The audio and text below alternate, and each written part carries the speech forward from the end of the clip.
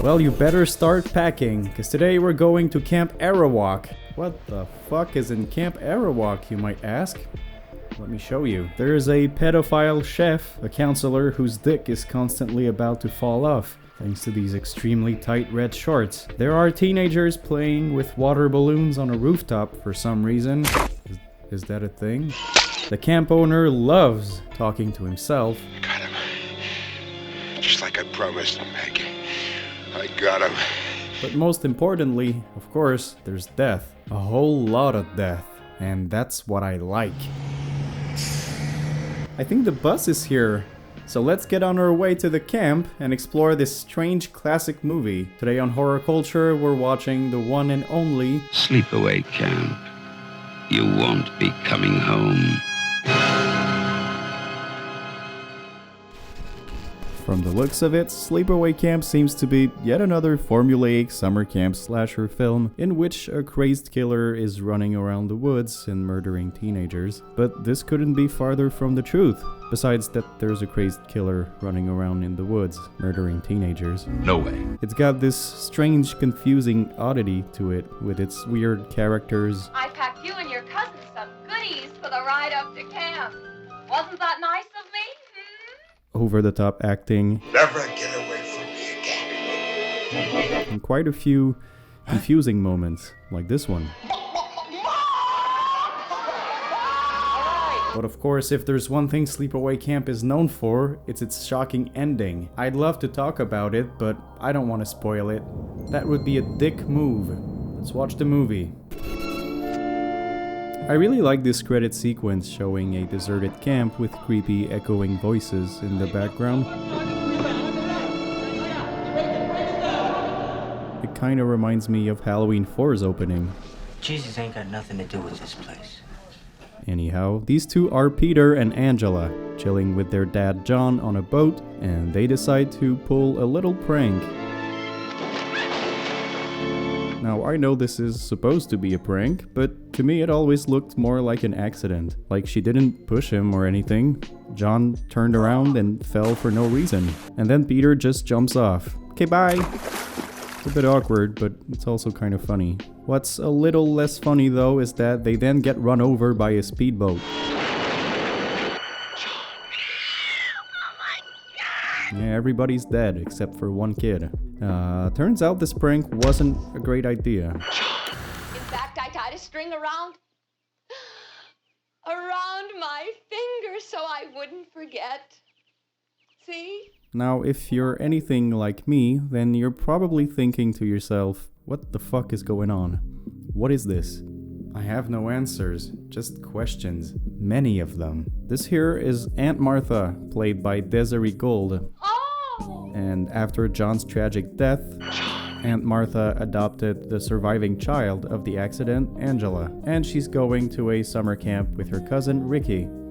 Rickety-dee-dee. The scene is great, honestly. It's so bizarre and raises many questions as to how Angela was raised and what kind of psychological issues Martha has. At one point she mentions being a doctor, Even though they know that I am a doctor. but I'm gonna go ahead and guess that she made that up. Martha really steals the show. With barely any screen time, she instantly became a fan favorite. I wish there was more of her. I wish we could get like a prequel of Martha. Moving on, here we are at Camp Arawak. It's the one camp with the pedo chef, the head counselor Ronnie, whose penis can't breathe because his shorts are too tight, the overacting camp owner Mel, and Darth Vader's dad. Makes your mouth water, don't it? Hardy. They're too young to even understand what's on your mind. There ain't no such thing as being too young. You're just too old. I gotta say, I've rarely seen a movie with such memorable characters. Everyone here has a distinct singular look and personality, whether it's the really tight shorts, or the giant-ass cigar, or a beautiful mustache, or a giant fucking hat. And it's one of the main reasons why I love Sleepaway Camp so much. I'm always invested, even if there aren't any murders, because the characters are just way too damn entertaining. Just look at this scene. Boy, I'm having a great time here. But Angela, not so much. She doesn't talk, she just stares at people like a creepy weirdo. And she also gets bullied by her bunkmate Judy. She's a real carpenter's dream. The light is a board and needs a screw. And her counselor Meg. Maggie. The character of Angela is played by Felissa Rose, I wanted to fucking kill them. Okay. who gives a great performance here. She barely has any dialogue and conveys every emotion through her body language and facial expressions. And she does it impressively well considering that this was her first movie and she was only 13 years old. You're 13 years old when you make this movie, and you're the star of a very perverted movie. So, Was it? Boy, look at that giant bulge. Well, this film ain't messing around, because 15 minutes in, the chef is already unzipping his pants. I got something you're gonna like real good. Hey, what are you doing? Keep your mouth shut, hear me? You didn't see nothing. Got it, nothing. According to John Thurston, who plays Ricky, there were about 10 to 15 takes of the chef slamming him like that, and well, to put it simply, he says it was a fucking nightmare. So that sucks, but it does make for one hell of a scene, that's for sure. Hey, what are you doing? Moving on, won't you look at this giant cauldron? Boy, is it immense! Imagine if this giant ass cauldron, with boiling water of course, was to fall on someone. Well, it does. This is our first kill of the movie, excluding the accident at the beginning, and man, it's a great one. Look at this fucked up face! Oh my god! The effects for this film were made by one of my favorite effects artists, the one and only Ed French. He was previously seen in the greatest thanks-killing slasher flick ever made, Blood Rage, in which he crafted the gruesome murders and also played a small character. Wow. Safe to say, he's got a head on his shoulders. Oh, so for the boiling face, they actually put hoses under the fake skin to make it extra bubbly and make it pop. It's absolutely disgusting and painful to watch, but I of course say that as a positive. It's much more creative than just a knife stab. Here you can see some of the early artwork for the kill, courtesy of Ed Frecken. I think it's supposed to be French. There's another weird scene where a kid shoves his face on a butt. 3.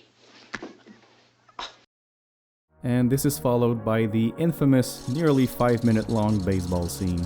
It's almost as interesting as real baseball.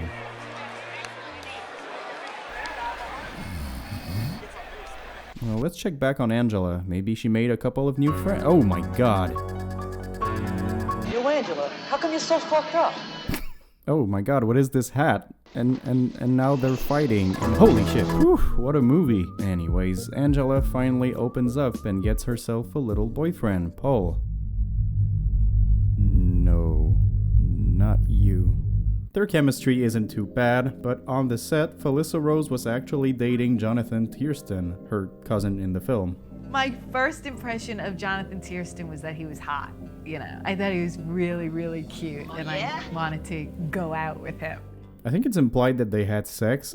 When you're all locked into that remote little area, it's like what happens at camp stays at camp. I'm not sure. So again, Felissa Rose is great here, going from indifferent to confused to slightly interested to fully interested, and all of that without saying a single word. Also, notice how Judy is talking to two boys who apparently achieve puberty in less than a minute. Damn, I'll have what they're having. As night falls, the boys are going skinny dipping, butt-ass naked, which is something interesting about this film. There's never any gratuitous female nudity, but there are plenty of man-asses, and this guy is shaking his dick.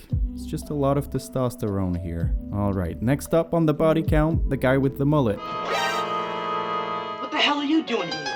I always found it funny how nobody says the name of the killer. They just go, "Oh my god, it's you!"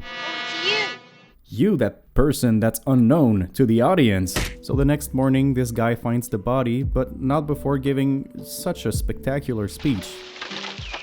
These peckerheads suck! Pick up this, pick up that. Clean here, clean that. Right here now, son of a... Once again, the practical effects are splendid. The fake head looks really decent, and you gotta love the snake coming out of his mouth like it's Halloween 3. Once more, Sleepaway Camp does not disappoint. It never does. How the hell did that get there? Upon finding this dead body, police officer Frank arrives to the crime scene and just notice his mustache, alright? Just take a good look at this mustache. We'll come back to this. It is nighttime once more. Angela gets a little smooch, and the boys are still pulling harmless little pranks. How fun. Oh, Jesus Christ. Well, next morning, things aren't really getting better for Angela. Damn, nice shot, buddy. But this crime goes unpunished, of course, as the guy with the short shorts gets his comeuppance in the next scene. You play? Sure. I gotta take a wicked dump first, so I'll see you guys down there, right? Well, I hope it was a good wicked dump, because it's gonna be your last.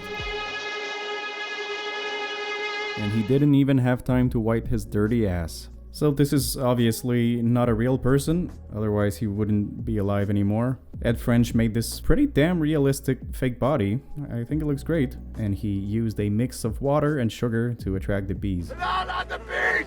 Not the bees! Moving on, Angela and Paul are fooling around and falling in love. It's cute, but it triggers a weird flashback where Angela and her brother are giggling at their dad, who turns out to be gay. It's a first little preview of what the shocking twist is. E.T. phone home. Next up on the body count is Meg. Megan.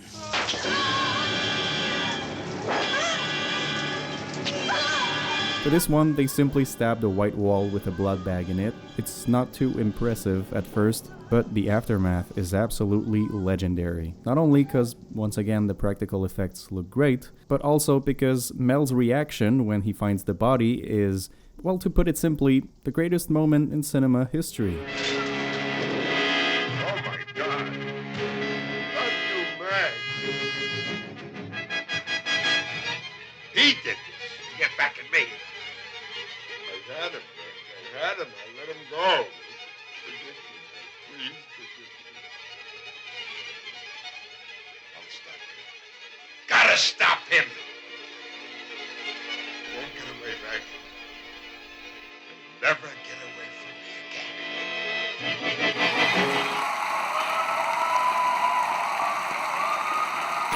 Now, sadly, the actor who was playing Mel, Mike Kellen, was actually dying when shooting this film. He had a pretty severe cancer, but still he gives one hell of a performance here. I had him and I let him go! Forgive me, Meg. The one and only scene the director Robert Hiltzik regrets putting in the movie is the one where 4 kids get murdered in their sleeping bag by the unknown killer.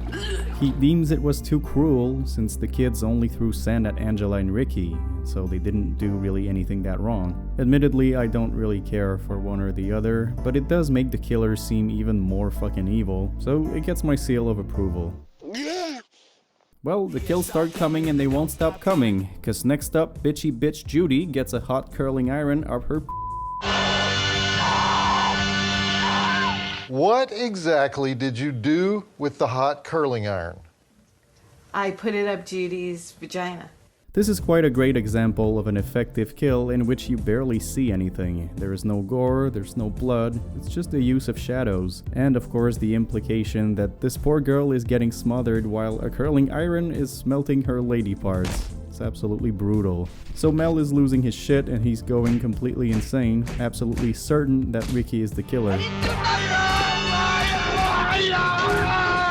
It's brutal, but also hilarious. Now, originally, Hiltzik planned on killing Ricky during Mel's blind rage, but he decided at the last minute to keep him alive, which doesn't change much story-wise, since we don't really see him after that. Man, look at his bitch slaps. Oh, and he's back to talking to himself. I got him. So, was Ricky the killer all along? It can't be. Nope, guess not. Now, do you remember Officer Frank? Well, he's back, and what is this on his face? Is it mud? Maybe a large insect? Oh my god, this is supposed to be a real mustache. Jesus Christ. I guess we didn't do such a great job. Okay, well, we've had a lot of fun, but unfortunately, all good things must come to an end. And boy does it end in a memorable way. So if you've never seen Sleepaway Camp, turn this shit off right now! Such a lovely name. I know you're going to like that name. Won't you, Peter?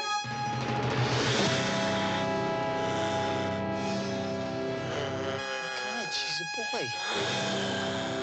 Yeah, Angela's a boy. Turns out the real Angela died in the accident from the beginning, and Aunt Martha adopted Peter and turned him into a little girl. And also her face turns green when she freeze frames. That's weird. This is like one of the most shocking endings in horror history. Again, just like with the rest of the movie, this scene is incredibly strange and messed up, and it makes you realize just how fucked up little Peter's childhood must have been like. Also, nice decapitation. I've never seen someone look so happy to be dead. Alrighty, so if you're anything like me, you're probably thinking to yourself, nice dick.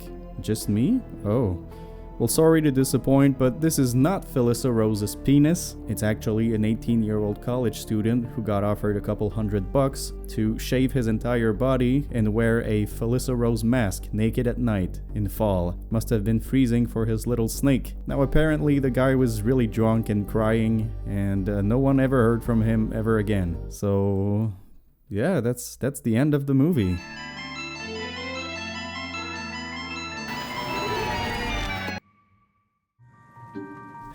Boy, what a ride this was. Now, like I said at the beginning of this video, Sleepaway Camp looks like a summer camp slasher film, meaning it looks formulaic, predictable, exploitative, cheap, and bad.